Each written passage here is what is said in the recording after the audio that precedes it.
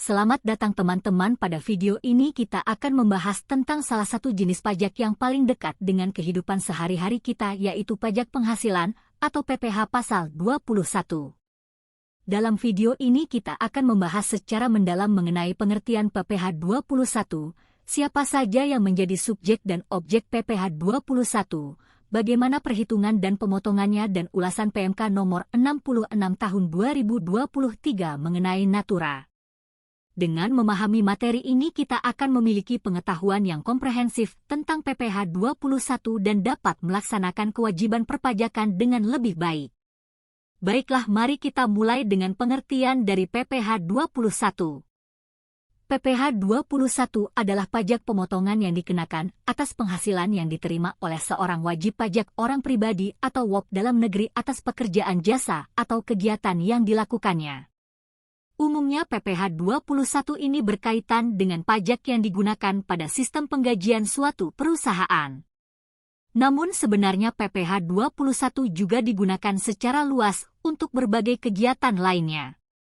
Dasar hukum PPh 21 diantaranya: 1. Undang-Undang Nomor 7 Tahun 1983 tentang Pajak Penghasilan sebagaimana telah diubah terakhir dengan Undang-Undang Nomor 36 Tahun 2008. 2. Peraturan Pemerintah Nomor 16 Tahun 2009 tentang Ketentuan Umum dan Tata Cara Perpajakan. 3. Peraturan Menteri Keuangan Nomor 252 PMK 03/2008 tentang pemotongan pajak atas penghasilan sehubungan dengan pekerjaan jasa dan kegiatan orang pribadi. Lalu ada objek pajak. Apa sih objek pajak itu? Objek pajak penghasilan, PPh, pasal 21 adalah penghasilan yang diterima atau diperoleh wajib pajak orang pribadi dalam negeri sehubungan dengan pekerjaan jasa atau kegiatan yang dilakukannya. Contoh objek pajak pasal 21 yang umum meliputi: 1. Penghasilan yang diterima atau diperoleh pegawai tetap. 2. Penghasilan yang diterima atau diperoleh penerima industri. 3. Penghasilan sehubungan dengan pemutusan hubungan kerja. 4. Penghasilan pegawai tidak tetap atau tenaga kerja lepas. 5. Imbalan kepada bukan pegawai seperti honor fee dan lain-lain. Nah, ada juga objek pajak pengecualian, yaitu: 1. Pembayaran asuransi dari perusahaan asuransi kesehatan, jiwa, dan dwiguna. 2. Penerimaan dalam bentuk natura dan kenikmatan dalam bentuk apapun yang diberikan oleh wajib pajak atau pemerintah. 3. Iuran pensiun dan iuran jaminan hari tua yang dibayar oleh pemberi kerja. 4. Zakat yang diterima oleh orang pribadi yang berhak. 5. Beasiswa yang memenuhi persyaratan tertentu yang ketentuannya diatur dengan peraturan Menteri wajib pajak dan non-wajib pajak. Wajib pajak atau sering disingkat WP adalah subjek pajak yang memenuhi syarat-syarat subjektif dan objektif sehingga memiliki kewajiban untuk membayar pajak. Wajib pajak diantaranya: 1. Pegawai, 2. Penerima uang pesangon, 3. Bukan pegawai adalah orang pribadi selain pegawai tetap, tenaga kerja lepas. 4. Anggota Dewan Komisaris, 5. Mantan pegawai dan peserta kegiatan yang menerima atau memperoleh penghasilan sedangkan non-WP adalah pejabat perwakilan diplomatik dan konsultan dan pejabat perwakilan organisasi internasional. Lalu ada pemungut pajak, yaitu pihak-pihak yang ditunjuk atau diberi kewenangan oleh undang-undang untuk memungut dan memotong pajak dari wajib pajak. Pemungut pajak berperan sebagai perantara antara wajib pajak dan pemerintah, fiskus, dalam pemenuhan kewajiban perpajakan, diantaranya: 1. Pemberi kerja, 2. Bendahara atau pemegang kas pemerintah, 3. Dana pensiun, 4. Orang pribadi yang melakukan kegiatan usaha atau pekerjaan bebas dan penyelenggara kegiatan. Berikut tarif pajak penghasilan 21, yaitu: penghasilan sampai dengan 60 juta dikenai tarif 5%, lalu untuk penghasilan 60 juta sampai dengan 250 juta 15%, penghasilan 250 juta sampai 500 juta 25%, penghasilan 500 juta sampai 5 miliar 30%, dan untuk penghasilan di atas 5 miliar dikenai 35%. Tarif tersebut berlaku jika memiliki NPWP. Bagi yang tidak memiliki NPWP, maka untuk setiap lapisan tarif dikenakan persentase 20% lebih tinggi. Lalu ada juga PTKP. PTKP atau penghasilan tidak kena pajak adalah batasan penghasilan yang tidak dikenakan pajak atau bagian penghasilan yang dikecualikan dari pengenaan pajak penghasilan, PPh. Bagi wajib pajak orang pribadi dalam negeri PTKP untuk wajib pajak sendiri adalah 54 juta dan tambahan 4.500.000 untuk setiap tanggungan wajib pajak. Contohnya untuk wajib pajak menikah tanpa anak dikenai PTKP 58.500.000 didapat dari 54 juta untuk wajib pajak sendiri dan 4.500.000 dari istri atau suami. WP. Dalam PPh 21 terdapat pula biaya jabatan dan biaya pensiun. Biaya jabatan adalah biaya untuk mendapatkan, menagih, dan memelihara penghasilan yang besarnya 5% dari penghasilan bruto setinggi-tingginya 6 juta per tahun atau 500.000 per bulan. Lalu biaya pensiun adalah biaya untuk mendapatkan, menagih, dan memelihara uang pensiun yang besarnya 5% dari penghasilan bruto berupa uang pensiun setinggi-tingginya 2.400.000 per tahun atau 200.000 per PPh 21. Bambang pegawai pada perusahaan PT Genta Buana status menikah, memiliki 2 anak, memperoleh gaji per bulan 10 juta rupiah, tunjangan 4 juta rupiah. PT Genta Buana mengikuti program BPJS Ketenagakerjaan, premi kecelakaan kerja dan premi jaminan kematian dibayar oleh pemberi kerja dengan jumlah masing-masing 0,50% dan 0,30% dari gaji. Bambang membayar iuran jaminan hari tua sebesar 2% dari gaji dan iuran pensiun sebesar 80.000 per bulan.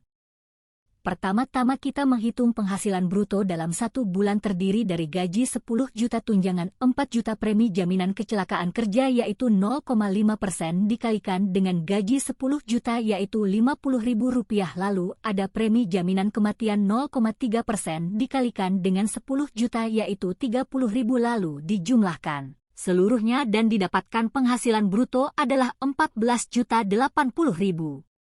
Selanjutnya kita akan menghitungkan pengurangan yaitu biaya jabatan yaitu 5% dikalikan dengan penghasilan bruto yaitu 704.000.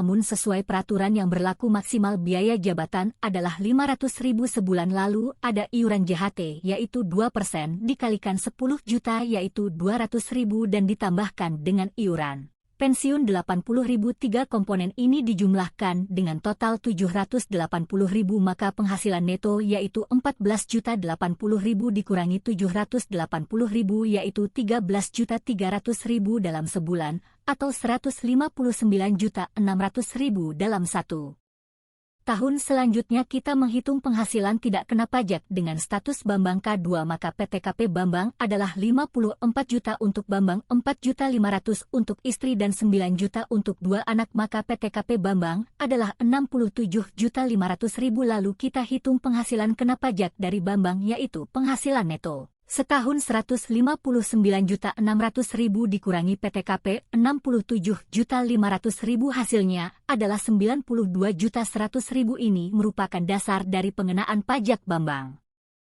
PPh pasal 21 Bambang setahun adalah 5% dikali 60 juta yaitu 3 juta, lalu 15% dikali sisanya yaitu 32.100.000 yaitu 4.815.000 dijumlahkan menjadi 7.815.000. Ini merupakan PPh pasal 21 dalam setahun atau 651.250 rupiah dalam sebulan. Mengenai Peraturan Menteri Keuangan Nomor 66 Tahun 2023 mengenai Natura. Apa itu Natura? Natura ialah setiap imbalan kenikmatan yang diterima atau diperoleh pegawai, karyawan maupun keluarganya tidak dalam bentuk uang seperti barang fasilitas dari pemberi kerja menurut Surat Edaran Dirjen Pajak No. C03 PJ 23 1984. Berikut adalah daftar dari Natura non-objek pajak. Natura non-objek pajak mengacu pada penghasilan dalam bentuk barang, jasa atau natura yang tidak dikenakan atau dikecualikan dari pengenaan pajak penghasilan berdasarkan ketentuan perpajakan yang berlaku. Natura non-objek pajak diantaranya yaitu 1. Makanan minuman yaitu yang disediakan untuk seluruh karyawan di tempat kerja tanpa batasan nilai, sedangkan kupon makan bagi karyawan dinas luar termasuk dalam bentuk reimbursement biaya makan minum maksimal 2 juta per bulan atau senilai yang disediakan di tempat kerja, mana yang lebih tinggi, maka jika lebih dari 2 juta dianggap sebagai penghasilan bagi penerimanya dan dikenai PPh 21. 2 bingkisan Hari Raya Keagamaan meliputi Hari Raya Idul Fitri, Natal, Nyepi, Waisak, dan Tahun Baru Imlek tanpa batasan nilai, sedangkan jika seseorang menerima bingkisan selain Hari Raya Keagamaan tersebut dapat dikenai pajak jika melebihi dari 3 juta per tahun. 3. Fasilitas olahraga. Semua fasilitas olahraga merupakan non-objek pajak maksimal 1,5 juta per bulan kecuali untuk olahraga mewah seperti golf, pacuan kuda, powerboating, terbang layang, dan otomotif. 4. Fasilitas tempat tinggal non-komunal seperti sewa apartemen atau rumah pada level tertentu maksimal 2 juta per bulan. 5. Fasilitas tempat tinggal komunal seperti asrama dan sebagainya tanpa batasan nilai. 7. Peralatan dan fasilitas kerja seperti laptop, komputer, ponsel, pulsa, dan internet tanpa batasan nilai karena digunakan untuk keperluan perusahaan. 8. Fasilitas pelayanan kesehatan dan pengobatan dalam penanganan kecelakaan kerja, penyakit akibat kerja, kedaruratan, dan pengobatan lanjutannya tanpa batasan nilai. 9. Seluruh training team building merupakan natura non-objek pajak. 10. Natura atau kenikmatan terkait standar keamanan kesehatan dan keselamatan kerja. Meliputi pakaian seragam antar jemput karyawan, peralatan keselamatan kerja, obat-obatan, vaksin dalam penanganan pandemi tanpa batasan nilai.